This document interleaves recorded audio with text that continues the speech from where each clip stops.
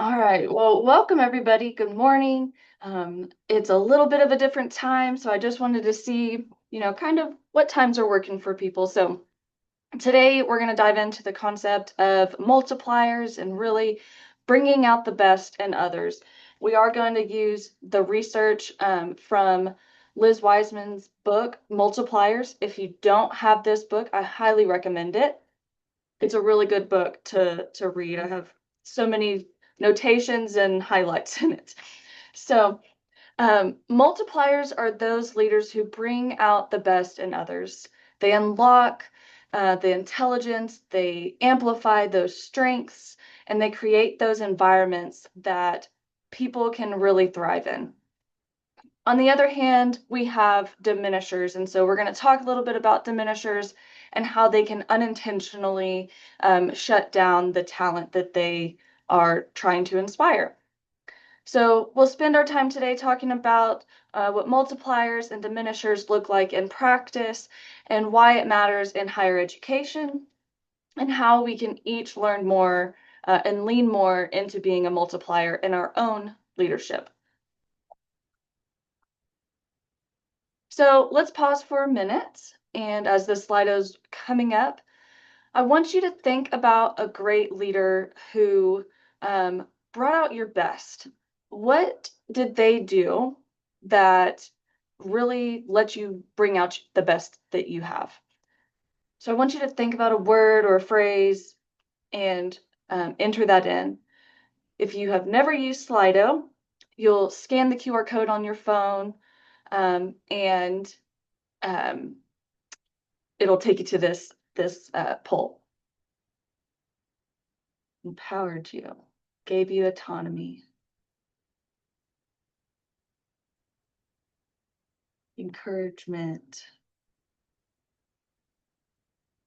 empathetic, good listener.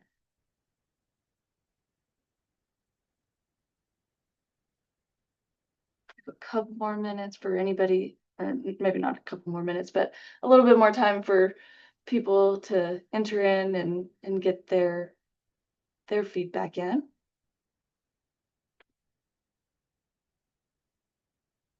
Gave knowledge, allowed authenticity, support.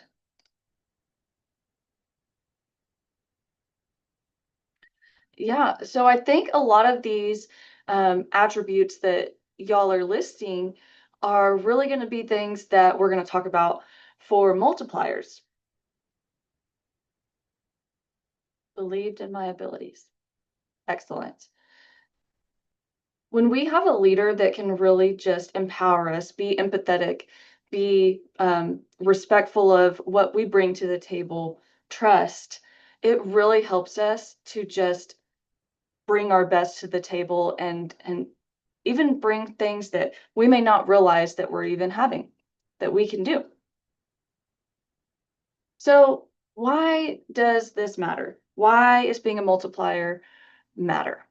Well, when we talk about leadership, it's easy to think about the impact of our own ideas and the intelligence that we can bring.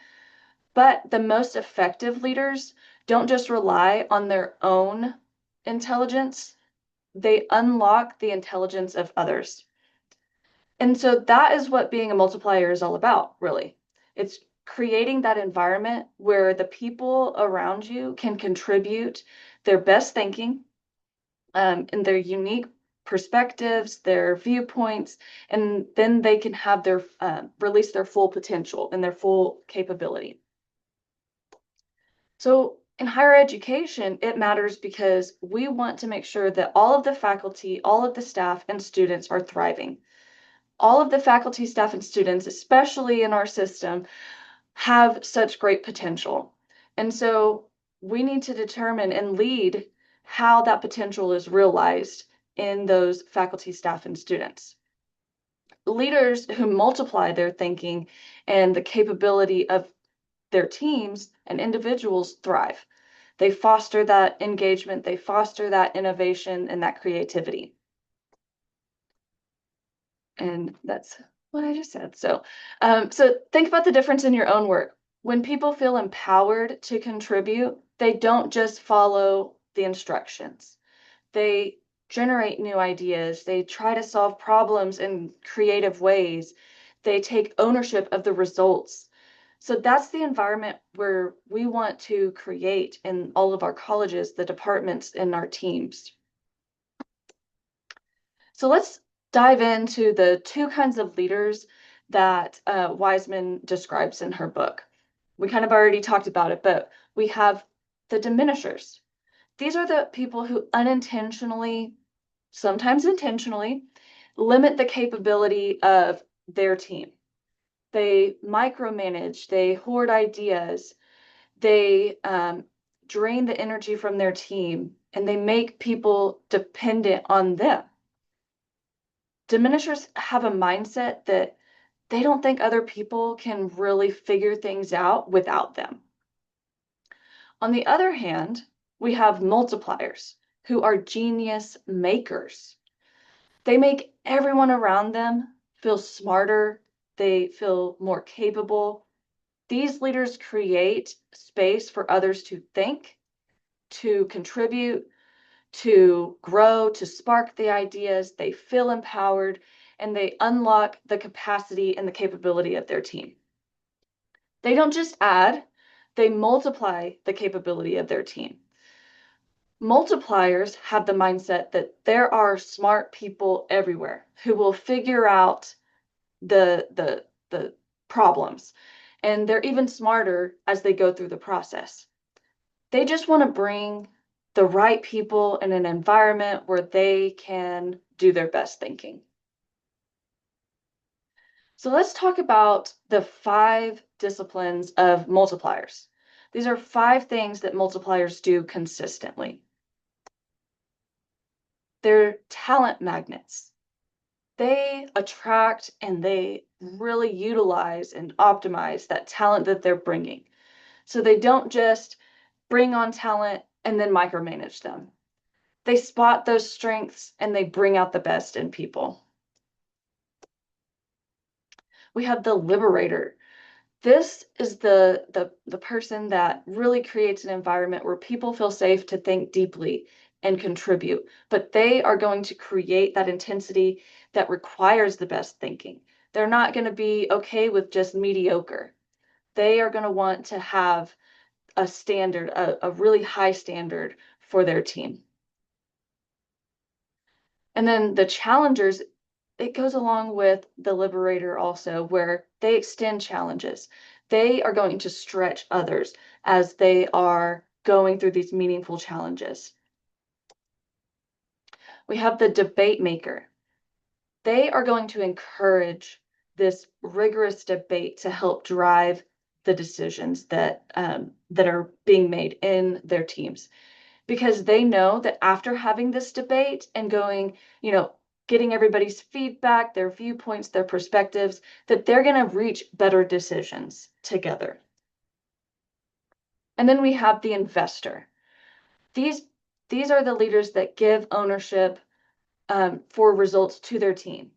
They invest in their success, but they are still holding them accountable to that success and the standards. So think about how different this would feel compared to the leaders who just hoard all the decisions, they give unclear directions, or they shut down new ideas, which is where we're going to go next in the 5 disciplines of diminishers.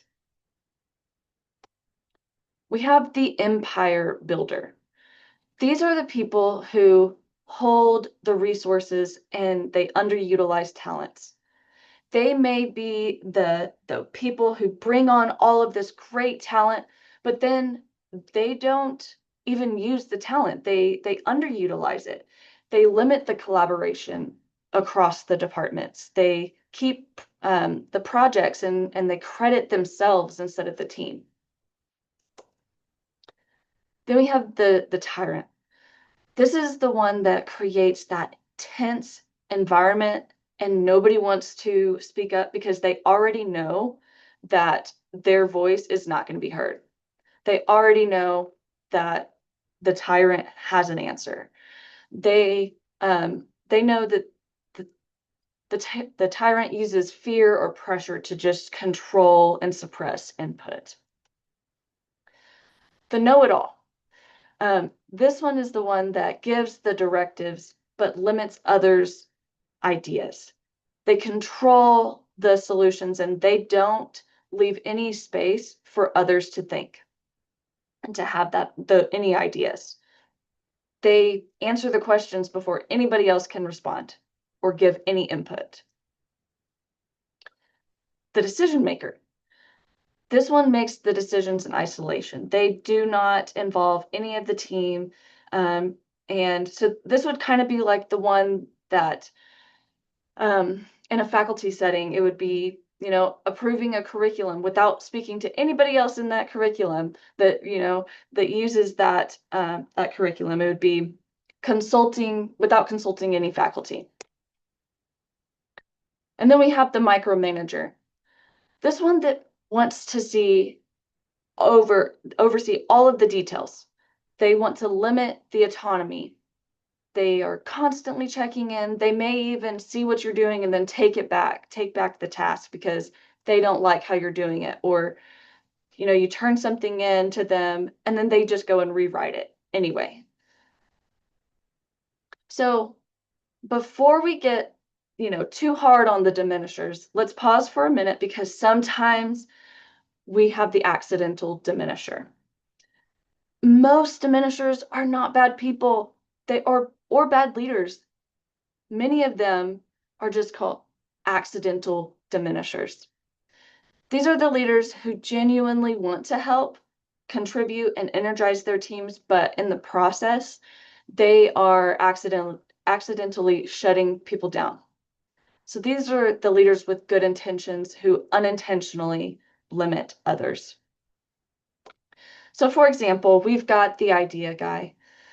This is the idea guy who is full of energy, full of creativity, and it overwhelms people with too many ideas. It's the one who floods the team with so many ideas that nobody even knows where to start.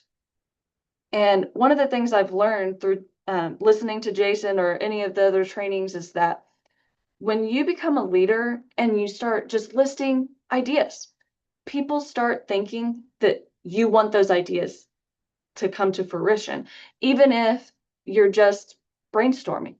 They start thinking they want it done. Then we have the rescuer. This is the one who steps in to fix the problems too quickly. They are trying to save the day. But in the process of trying to fix the problems, they rob the team of the chance to solve the problems themselves. The rapid responder. This is the one who is so quick to answer that nobody else gets a chance to even think about an answer. Nobody gets a chance to think aloud. And so this one is another accidental diminisher. The always on leader. They are bringing the passion. They're bringing the energy, but it can be exhausting because when you're so energetic, others start to hold back and maybe even pull back a little bit. The optimist.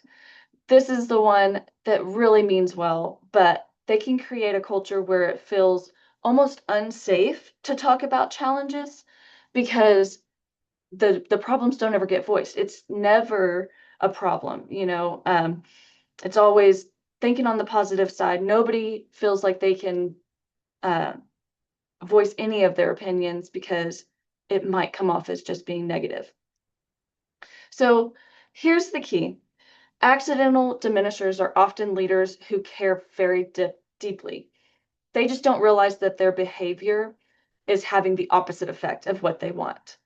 So the good news is with that self-awareness, we can shift out of being an accidental diminisher and having these patterns to begin operating with the patterns of the multipliers.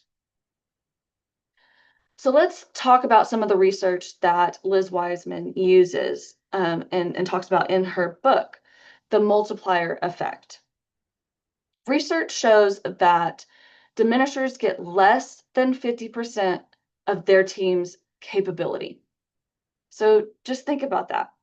More than half of the intelligence, creativity, the potential that is in the room gets untapped. Because going back to those habits that the diminishers do, people don't feel invited or empowered to contribute. On the other hand, let's compare that to being a multiplier, where a multiplying leader gets 2 times more capability from their teams.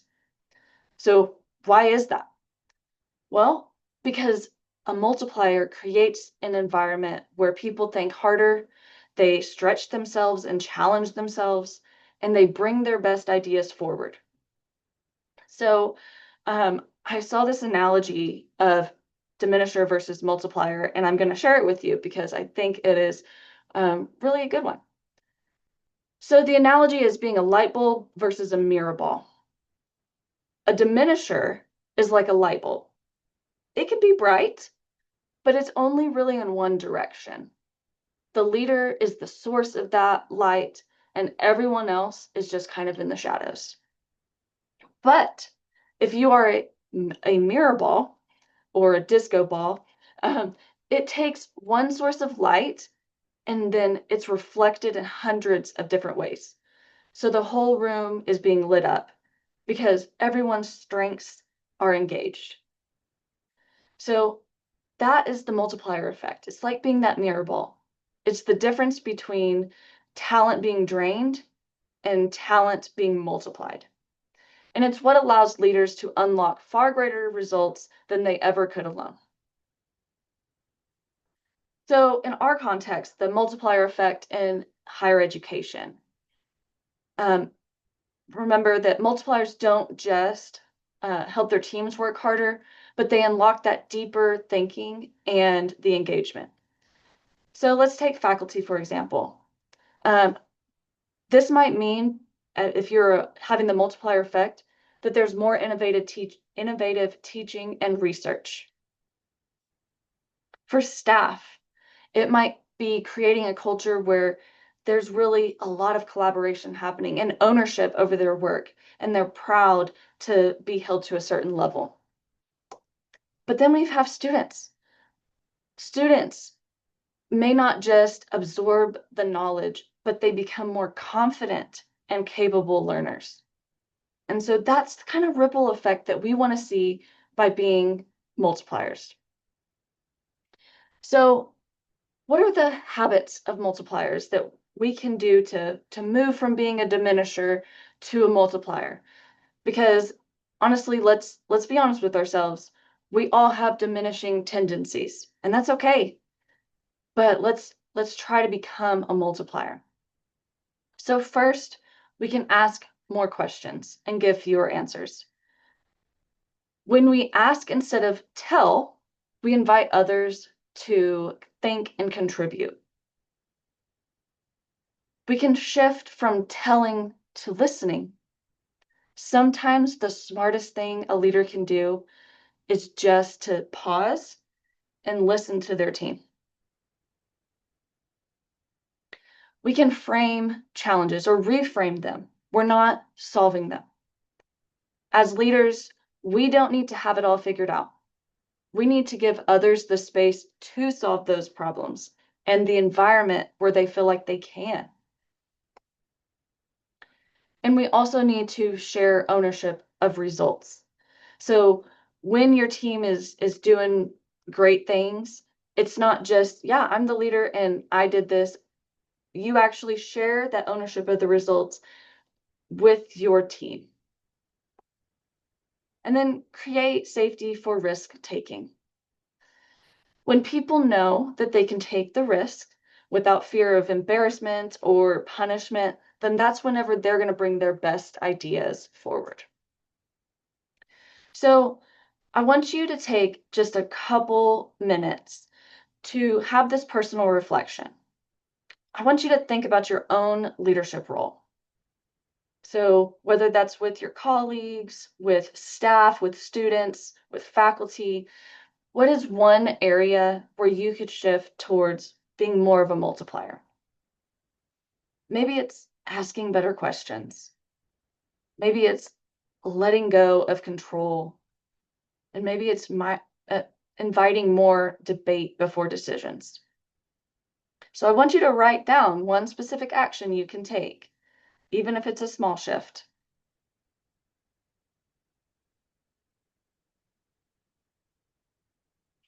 I'm just going to give you a couple minutes to think about that.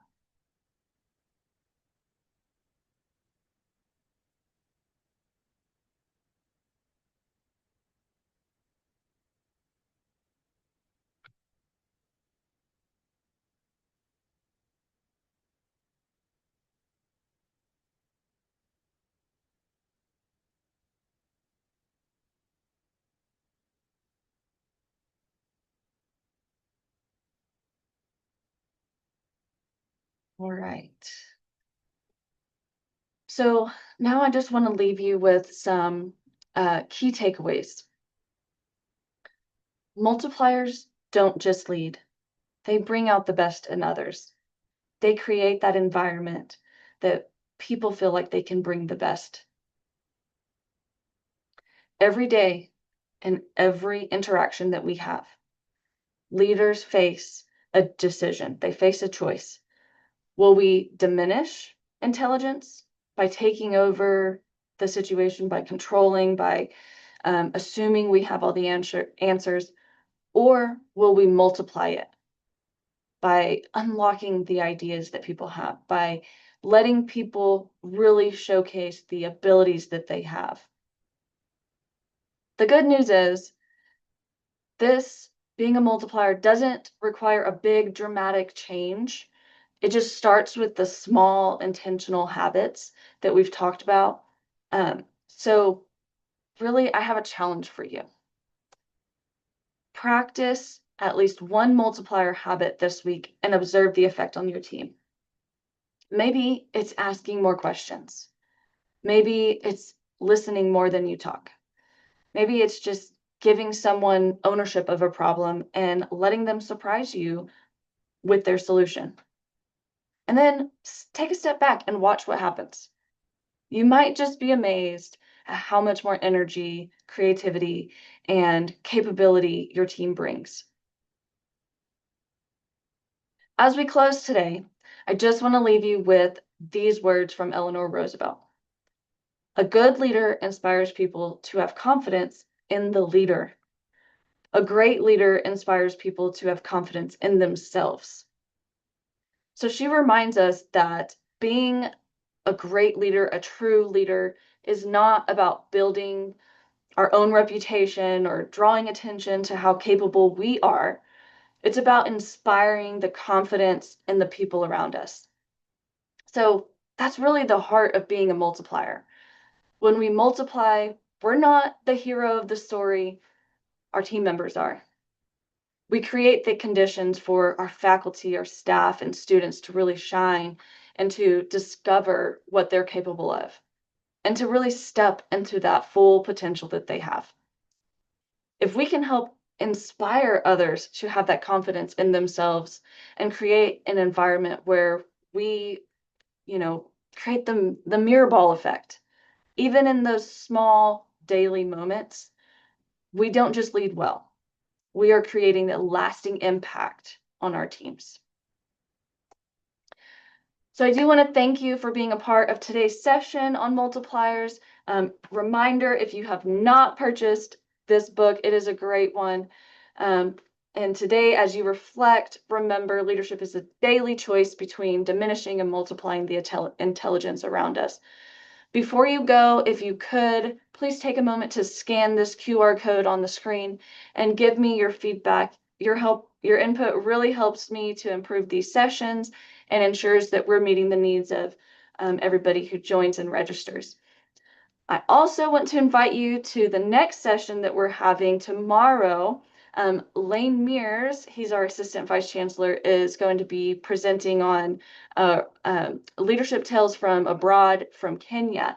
And so I really think that you are going to enjoy that. It's happening tomorrow at 11 a.m. Central Standard Time. So that is all I have for you today. I really appreciate you coming, and I will see you next time.